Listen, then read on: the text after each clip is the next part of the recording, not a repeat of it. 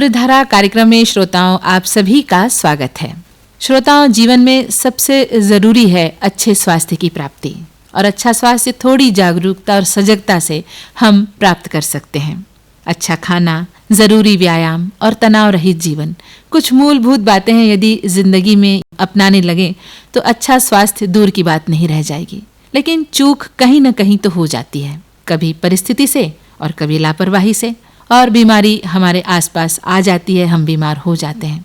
और अच्छे स्वास्थ्य की बात करें तो हमारा पेट अपने आप में बहुत सारी समस्याओं को शुरू भी करता है और समस्याओं से निजात पाने का रास्ता भी है। पेट से जुड़ी समस्याएं चाहे छोटी से छोटी हो या बड़ी, हम सब लगातार उनसे जूझते रहते हैं। ऐसी एक समस्या कब्ज की है, कॉन्स्टिपेशन।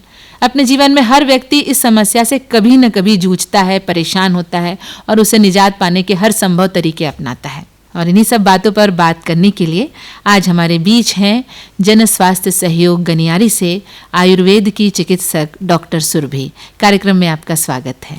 धन्यवाद सुप्रिया जी। सुरभि जी, जैसा कि मैंने कहा कि पेट से ही बहुत सारी समस्याएं हमारी शुरू होती हैं स्वास्थ्य से जुड़ी हुई, और हमें ज़रूरी रहता है कि हम अपने पेट का स्वास्थ्य अच्छा रख सकें। तो कब्ज़ या कॉन्स्टिपेशन में आने से पहले मैं हमारे पेट से जुड़ी जो पाचन तंत्र की बात है उसके बारे में अपने श्रोताओं से कुछ साझा करना चाहूँगी आपके माध्यम से, कि किस तरह से हमारा जो पेट है वो हमारे स्वास्थ्य से जुड़ जाता है। हमारा स्वास्थ्य निर्भर करता है आहार पे और हमारी दिनचर्या पे। जो हम खाएंगे अच्छी तरह से उसका पाचन होगा तो हमारा शरीर स्वस्थ रहेगा। तो खाने का पचना शुरू होता है खाना जब हमारे सामने आता है उस समय से, यहाँ तक कि हम कहेंगे कि जब हम खाने के बारे में विचार करते हैं तब से ही हमारे खाने का पाचन शुरू हो जाता है। ये थोड़ा सुनने में अजीब है, लेकिन यही सही है कि जब हम खाने का चिंतन करते हैं हमारा मस्तिष्क तभी पाचक रसों का स्राव करना शुरू कर देता है। और इसीलिए किसी अच्छे भोजन के बारे में जो हमें पसंद है, ऐसे भोजन के बारे में सोचते ही मुंह में लार आ जाती है। अब लार केवल एक पानी नहीं है, लार खाना पचाने का एक बहुत आवश्यक रस है जो कि पर्याप्त मात्रा में निकले। इसके लिए बहुत आवश्यक है कि हम अपने पसंद का भोजन करें। तो हमेशा हमारे पसंद का भोजन स्वास्थ्यकर हो ये नहीं कहा जा सकता। कई बार हम चाहेंगे कि हम जलेबी खा लें, हम समोसा खा लें, तो वो थोड़ी सी मात्रा में तो पाचन को ख़राब नहीं करेगा। लेकिन हम अगर केवल पसंद है इसलिए ज़्यादा खा जाएं तो निश्चित रूप से वो हमारा पेट उसको पचा नहीं सकेगा। तो आवश्यक है कि हम जो खाना हमारे सामने हो हम उसे पसंद करके खाएं। इसीलिए पुराने लोग कहते थे कि हाथ जोड़ के खाना खाओ, आज का भोजन सबसे अच्छा है, ऐसा सोचकर भगवान को धन्यवाद देकर खाओ, कृतज्ञ होकर खाओ। जो किसान हमारे लिए खाना उगा रहा है उसका कृतज्ञ होकर खाओ, और शांति से भोजन करो। जब हम शांति से भोजन करते हैं, निश्चिंत होकर बैठते हैं और हमारे मन में पसंद का भाव होता है तो पचाने वाला रस ज़्यादा मात्रा में स्रावित होता है, जितना हमारे खाने को अच्छी तरह से पचा सकता है। तो खाने के बारे में विचार करते ही लार मुंह में आना शुरू होती है। तो खाने का पाचन मुंह से ही शुरू हो जाता है। दूसरा बहुत महत्वपूर्ण रोल निभाते हैं हमारे दांत। बिल्कुल। और प्रकृति ने, भगवान ने दांतों को हमारे मुंह में दिया है, जिससे हम दांतों से खाने को पहले अच्छी तरह से पीस के तब उसको लार के से पतला करके और निगलें जी, जिससे वो काम जब पेट में खाना जाए तो उसके कण छोटे छोटे टूटे हुए हों, जिससे बाकी पाचक रस उस पर अच्छी तरह से काम कर सकें। तो मतलब आपके मुंह से ही आपकी पाचन क्रिया शुरू हो जाती है। उस अन्न के प्रति कृतज्ञ होकर जब आप उसको अपने मुंह में लेते हैं, चबाते हैं और उसे अपनी लार से या सलाइवा से मिक्स करते हैं, तभी पाचन की बहुत सारी घटनाएं घटित होना शुरू हो जाती हैं। और फिर वो आपके आमाशय में जाता है, आमाशय से फिर छोटी आंत, फिर बड़ी आंत, और उसके बाद में उसका पाचन पूरा होता है। जी बिल्कुल। ये सारे पाचक रस अलग अलग जगह पर अलग अलग स्थान पे मिलते होंगे। तो पाचक रसों का पूरा कार्यक्रम कहाँ पर खत्म होता है? पाचक रसों के मिलने का कार्यक्रम तो आमाशय में ख़त्म हो जाता है। अब आगे छोटी आंत में थोड़े और निकलते हैं। कुछ वहाँ पर भी जो खाना पचने के बाद जो अन्न रस बना है उसका अवशोषण होता है, मतलब आचूषण होता है। उसको आंतें सोखना शुरू कर देती हैं। और सबसे ज़्यादा जो अवशोषण का काम होता है वो बड़ी आंत में होता है। लेकिन बड़ी आंत में भी कुछ ज़्यादा हिस्सा तो पानी का या पाचक रस का सोख लिया जाता है, लेकिन इतना उसमें गीलापन, नमी, पानी छूटती है जिससे कि मल जो बने वो पूरी तरह से ठोस या शुष्क ना हो, बल्कि वो गीला और नरम रहे। देखिए, अब यहीं से हम अपने विषय पर पहुंच जा रहे हैं। तो कब्ज के बारे में जानना चाहूंगी। कब्ज किस स्थिति को बोलते हैं मनुष्य की? मल का समय से जब उसको बाहर निकल जाना चाहिए तब ना निकल पाना। माने जब मल बन चुका है, बड़ी आंत में या मलाशय में वो पहुंच चुका है, तो अपने आप एक अनुभूति आती है मनुष्य को कि अब बाहर जाना चाहिए, मल का त्याग हो जाना चाहिए। तो अगर उस समय पे मल त्याग ना हो सके तो वो जो पुराना मल पेट में भरा रहता है वो बहुत सारी अस्वास्थ्यकर स्थितियों को पैदा करता है। तब हम इसे कहेंगे कि अब ये कब्ज हो गई। तो कब्ज मतलब प्रतिदिन किसी को तो एक बार जाने से हो जाता है, कुछ लोगों को शायद 2 बार मल त्याग करने की ज़रूरत रहती है। तो ये व्यक्ति विशेष पर निर्भर करता है या सामान्य रूप से इसका कोई नियम होना चाहिए कि किसी विशेष समय में ही मल त्याग किया जाए या उसी समय को निर्धारित कर दिया जाए? अच्छा सवाल है। प्रकृति ने जो मनुष्य को बनाया है वो रात में सोने के लिए और दिन में काम करने के लिए बनाया है, और पाचन का बहुत सारा भाग जो है वो रात में सोते समय पूरा होता है। तो सुबह तक मल तो आंतों में आ जाता है, और उस समय में अगर आंतें खाली कर दी जाएं तो बाकी जो शेष बचा हुआ पानी है या जो मल में जो नमी, गीलापन बचा हुआ है वो अवशोषित नहीं होता है। लेकिन अगर वो मल पड़ा रह जाए तो क्योंकि बड़ी आंत में, मलाशय में भी अवशोषण चालू रहता है, तो वो जो अस्वास्थ्यकर रस है वो अवशोषित हो जाते हैं। उससे फिर आगे चल के सिर दर्द होना, उत्साह नहीं होना और चिड़चिड़ापन बना रहना ये भी होता है, और साथ में आंतें भी खराब होने लगती हैं। वो वहाँ पर ज़्यादा शुष्क हो जाता है, तो फिर वो बाहर निकलने समय में ताकत लगानी पड़ती है। हाँ, ताकत लगाने की बात आपने कही तो मैं बाउल मूवमेंट्स के बारे में जानना चाहूँगी कि हमारी पेशियाँ, मांसपेशियाँ जो बड़ी आंत से जुड़ी हैं उनकी क्रिया से ही इस मल त्याग करने की ताकत बड़ी आंत को मिलती है कि वो मल को बाहर निकाल सके। और ऐसी कौन कौन सी स्थितियां रहती हैं कि हमारा बाउल मूवमेंट ठीक से काम नहीं करता है, और चाहने पे भी, जैसे व्यक्ति सुबह उठकर कोशिश भी करता है, चाहता है, तो भी उसके पेट साफ होने की स्थिति नहीं हो पाती है? तो एक तो पानी कम पीना। हमारा जो भी पाचन है वो कुछ बातों पर निर्भर करता है कि खाना हम क्या खाते हैं, फिर हम उसको कैसे खाते हैं, कितना खाते हैं, कब खाते हैं। ये जो चीज़ें हैं ये निर्भर करती हैं कि हमारे आंतों की गति कैसी होगी। अगर हमारे आहार में हम कहें, सबसे पहला हम सवाल लें कि हम क्या खाते हैं, तो आंतें अच्छी तरह से गति करें उसके लिए रेशेदार चीज़ों का सेवन भरपूर मात्रा में होना चाहिए। अब रेशेदार चीज़ों से हम क्या समझते हैं कि जैसे सब्जियां हैं उनमें रेशे होते हैं, भाजी में होते हैं और फलों में होते हैं, और अनाज में जैसे गेहूं का चोकर अगर हम चाल के निकाल दें तो मैदा बन जाएगा जो कि रेशेदार नहीं रह जाएगा, जबकि जो हम साधारण आटा खाते हैं वो रेशेदार की गिनती में आएगा। तो इसी तरह से मोटे अनाज, जौ या छिलके वाली दालें, तो ये रेशेदार जो चीज़ें हैं ये आंतों के स्वास्थ्य के लिए बहुत आवश्यक होती हैं। रेशे के बारे में आपसे जानना चाहूँगी। जैसे आपने दालों के बारे में कहा, रेशा तो हमें कहीं दिखाई नहीं देता है, तो ये किस तरह के रेशे होते हैं जो हमारे मल त्याग के लिए बहुत ज़रूरी होते हैं? डाइटरी फाइबर्स इनको बोलते हैं, या ये भोजन के अंदर पाए जाने वाले रेशे हैं जो इस तरह तो नहीं दिखाई देते हैं, लेकिन आमतौर से अनाज के ऊपरी सतह पे होते हैं, और आप वैज्ञानिक रूप से कहें तो ये सेल्यूलोज होता है जो कि मनुष्य में जिसके पाचन के लिए एंजाइम नहीं होते हैं, तो ये ना पचते हुए भी हमारी आंतों को स्वस्थ रखता है। क्या बात है। लेकिन एक बार यदि कब्ज शुरू होती है तो उसके साथ बहुत सारी समस्याएं भी जुड़ती हैं सुरभि जी। पाइल्स भी कहीं ना कहीं इस कब्ज से ही जुड़ जाती है जाके। बिल्कुल, जब मल साफ नहीं होगा, जब पेट खाली नहीं होगा, तो एक तो पेट में भारीपन लगेगा, डकारें आएंगी, उल्टी भी लग सकती है, हो सकती है, फिर उत्साह भी कमी हो जाएगी, और अगर मल फिर और दिनों तक रुका रहा या एक दिन तक भी रुक गया तो वो और शुष्क हो जाएगा, और फिर उसके निकलने के समय में खून भी आ सकता है और पीड़ा तो अवश्य होगी। तो ये दूसरी समस्याओं को भी जन्म देगा। उत्साह नहीं होना, भूख कम लगना, सिर दर्द होना, नींद नहीं आना, चिड़चिड़ाहट होना। किसी को समझ में कैसे आए कि उसे कब्ज है? कितने बार उसका बाउल मूवमेंट होना चाहिए, कितने बार उसको मोशन के लिए जाना चाहिए? एक कहावत है कि एक बार जाए योगी। अब ये अपने आहार पे निर्भर करता है कि हम खाना कितना खाते हैं, हमारे खाने में क्या है। अगर हम केवल अनाज लेते हैं, दाल लेते हैं, तो शायद हम दिन में केवल एक ही बार जाएंगे, केवल ऊर्जा के लिए आवश्यक चीज़ें ली हैं। लेकिन अगर हम अपने आहार में भरपूर फल और सब्जियों को शामिल करते हैं तो हमें 2 बार भी जाना पड़ सकता है। और ये आहार की मात्रा पे भी बहुत कुछ निर्भर करता है। जो शारीरिक श्रम करने वाले लोग हैं वो बड़ी मात्रा में आहार करते हैं, जो कि आवश्यक भी है, तो वो शाम को भी एक बार मल त्याग के लिए जाते हैं। इस कहावत को पूरा करें तो एक बार जाए योगी, क्योंकि वो कम मात्रा में भोजन करता है। 2 बार जाए भोगी, लेकिन 3 बार जाए रोगी।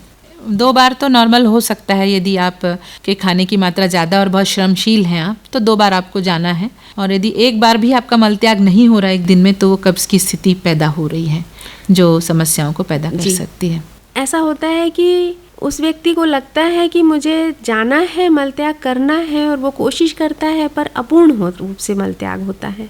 तो उसको 2 बार, 3 बार, 4 बार, यहाँ तक कि कई बार लोगों को कई बार जाना पड़ता है, फिर भी पेट खुलकर साफ नहीं होता है। जी जी, वाकई में हम सब जो भी श्रोता आज इस कार्यक्रम को सुन रहे हैं, उनकी ज़िंदगी में कभी न कभी ये वक्त आता है, या कई लोग इससे लगातार जूझते रहते हैं। तो जीवन शैली में किस तरह के बदलाव हमें करने चाहिए कि हम इस कॉन्स्टिपेशन या कब्ज से बचे रह सकें? ये आपने बहुत अच्छी बात पूछी सुप्रिया जी, क्योंकि आहार का पाचन केवल आहार पर निर्भर नहीं करता है, बल्कि जीवन शैली यानी हमारी दिनचर्या पर भी बहुत ज़्यादा निर्भर करता है। तो हम सुबह कब उठते हैं, इस पर भी ये निर्भर करता है। हम रात में कब सोते हैं, हम कितने घंटे सोते हैं। तो अगर हम रात में समय पर सो जाएं, भोजन करके तुरंत ना सो के 1-2 घंटे जगना चाहिए, जिससे आहार नाल में थोड़ा नीचे चला जाए और हवा जो पहले से भरी हुई है वो थोड़ा निकल जाए। तो थोड़ा हलचल भी करें, थोड़ा टहलें भी। उसके बाद हम सोएं, खाना खाने के कम से कम 1 से 2 घंटे के बाद जी, तो आहार का पाचन अच्छा होता है। फिर हम 7 या 8 घंटे की अच्छी नींद लें तो आहार का अच्छी तरह से पाचन होता है। और सुबह हम अगर सूर्योदय के पहले उठ सकें तो बहुत ही अच्छा होगा। पर कई बार रात की पाली में काम करने वाले लोग या फिर विद्यार्थी देर से सोते हैं जी, जो उनके जीवन के लिए आवश्यक भी है, पर उन्हें 7 घंटे की नींद एक बार में सो के पूरी करना चाहिए। दिन में सोना पाचन के लिए अच्छा नहीं माना गया है, और आप लोग भी इसको महसूस कर सकते हैं। जब भी दिन में सोकर उठेंगे आप देखेंगे कि शरीर में एक भारीपन है, पेट में भारीपन है, खाना नहीं पचा है, भरा भरा हुआ लग रहा है, ऐसी अनुभूति होती है। जी, वैसे दोपहर के खाना खाने के बाद थोड़ा आराम करने की बात भी आयुर्वेद में कही गई है, वो क्यों है? जो आराम करने के लिए है वो बैठ के आराम करने के लिए कहा गया है, लेट के सोने के लिए नहीं कहा गया है। जी, अगर कभी रात में नींद नहीं पूरी होती है तो पाचन के लिए आवश्यक है कि आप खाना खाने के पहले सो लें। खाना खाने के बाद तो केवल वाम कुक्षी करने के लिए कहते हैं, जो सीधा लेट के 8 सांसें, फिर दाहिनी करवट लेट के 16 सांसें, और फिर बाईं करवट लेट के 32 सांस लेके उठ जाना है। उतना आराम पर्याप्त है। इसके अलावा अगर थकान है, आपने शारीरिक श्रम किया है, या आप सुबह बहुत जल्दी उठ गए तो बैठ के आराम कर सकते हैं। जी, लेकिन देखिए आयुर्वेद ने कितने अच्छे से कहा है कि आप आहार के पूर्व ही आराम कर लें। जो नींद यदि आपकी पूरी नहीं हुई है, यदि आप 8 घंटा सो लिए तो वाकई में ज़रूरत नहीं है कि आप दिन में फिर से सो जाएं। लेकिन नींद पूरी नहीं हुई है, चाहे वो हमारे विद्यार्थी हों या परिस्थितियां रहती हैं ऐसी जिनके कारण कई बार नींद पूरी नहीं होती है, तो कोशिश हम यही करें कि आहार के पहले सो लें। और उसके बाद जैसे आपने बताया कि सीधे लेट कर कुछ सांसें, फिर दाईं करवट पे कुछ सांसें, फिर बाईं करवट में कुछ सांसें, उतना ही काफ़ी है आराम। और ये जानना चाहूँगी कि व्यायाम का क्या महत्व है, वो कब्ज से कैसे जुड़ता है? देखिए, व्यायाम से पूरे शरीर की हलचल होती है और मांसपेशियों की भी उससे कसरत भी होती है, तो पेट उससे अछूता तो नहीं रह जाएगा।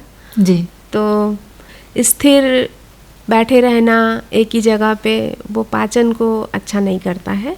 तो जो लोग एक ही स्थान पर बैठ के काम करते हैं उनके लिए भी ये मशवरा है कि आधे घंटे पे नहीं तो कम से कम 1 घंटे पे 5 मिनट निकाल के और टहलना चाहिए। जो लोग बैठे रह के काम करते हैं उनमें भी ये कब्जियत की समस्या ज़्यादा पाई जाती है। सुरभि जी, मानसिक स्वास्थ्य का भी हमारे शारीरिक स्वास्थ्य पर बहुत असर पड़ता है, खास करके पेट पर। यदि गुस्सा है, चिड़चिड़ापन है, क्रोध आ रहा है या तनाव है तो भी क्या कॉन्स्टिपेशन उससे हो सकता है? जी बिल्कुल। मानसिक स्वास्थ्य से और नींद से पाचन तंत्र बहुत मजबूती से जुड़ा हुआ है। तो जब भी हम तनाव में रहते हैं तो पाचक रस या तो बहुत ज़्यादा स्रावित होते हैं या फिर बहुत कम स्रावित होते हैं, तो इससे भी पाचन तंत्र प्रभावित होता है। क्रोध के साथ भी यही बात है। इनकी वजह से भी कॉन्स्टिपेशन या कब्जियत हो सकती है। एक बात है कि कब्ज यदि हो जाए तो उसके उपचार के लिए हमें क्या करना चाहिए? एक तो हमें गुनगुना पानी तब पीना चाहिए।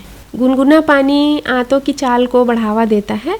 आमतौर से तो लोगों को गिन के पानी का गिलास नहीं पीते हैं कि आज हमने कितने लीटर पानी पिया है। लेकिन अगर कब्ज हो जाए या अक्सर रहती हो तो फिर हमें ये ध्यान रखना चाहिए कि हमने कितना पानी पिया है, और तब पानी की गिनती करना या नापना बहुत आवश्यक हो जाता है। तो कितना पानी पीना चाहिए? ठंड और बरसात के दिनों में कम से कम 1 पाव के गिलास से 8 गिलास यानी 2 लीटर पानी अवश्य पीना चाहिए। और गर्मी के दिनों में तो 3.5-4 लीटर भी पीना आवश्यक होगा। लेकिन पानी के साथ ये भी है कि हम कितना पिए तो है ही, पर कब पिए वो भी बहुत आवश्यक है। कि जब भी लोग भोजन के साथ ज़्यादा पानी पीते हैं या भोजन करके तुरंत ज़्यादा पानी पी लेते हैं तो हमारे पेट में जो पाचक रस निकले हैं वो पतले हो जाते हैं। और इसके अलावा जो परासरण दाब है वो भी ऐसा हो जाता है कि पाचक रस निकल ही नहीं पाते हैं। तो ये भी पाचन को बहुत खराब तरीके से प्रभावित करता है। जी जी। और कुछ भ्रांतियां हैं अभी, जैसे एनीमा के संदर्भ में लोगों ने उसको एक जीवन शैली के रूप में अपनाना शुरू कर दिया है, तो उसके बारे में मैं आपसे पूछना चाहूँगी कि क्या एनीमा सिर्फ उपचार के लिए है या नॉर्मल रूटीन में हमारी नियमित दिनचर्या में हम एनीमा को शामिल कर सकते हैं? बाजार में बड़े प्रचलित हैं एनीमा पॉट बोल के कुछ एक चीज़ निकली है जिसे लगाकर ये भी कहा जा रहा है कि आप दिन में 3-4 बार अपना मल त्याग करिए, वो आपके स्वास्थ्य के लिए अच्छा है। तो क्या ऐसा होना चाहिए?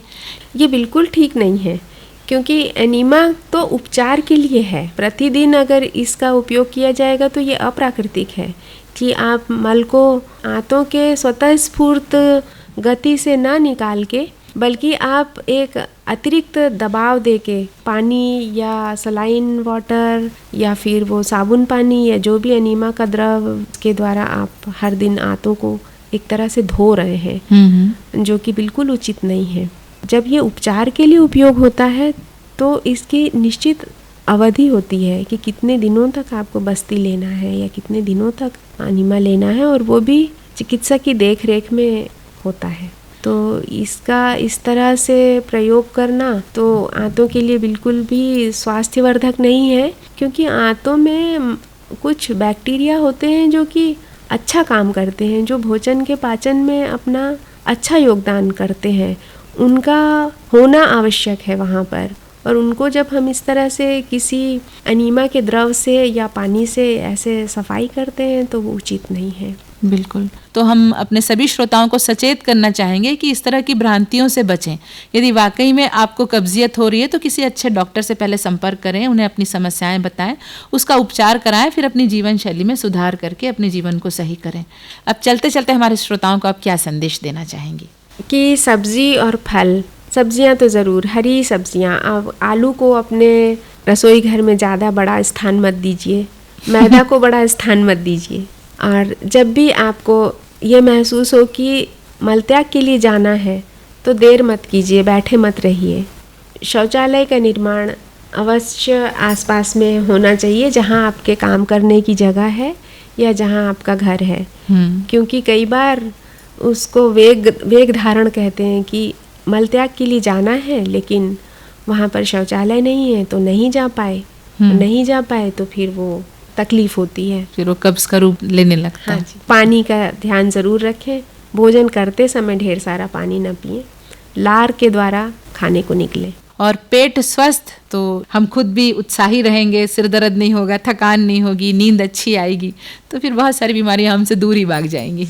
डॉक्टर सुरभि, आप यहाँ ही आकाशवाणी और बड़े सरल ढंग से आपने हमारे श्रोताओं को आज कॉन्स्टिपेशन या कब्ज़ के बारे में जानकारी दी, इसके लिए हम आपका धन्यवाद देते हैं। आपका भी बहुत बहुत धन्यवाद, आपने मुझे ये बात रखने का मौका दिया।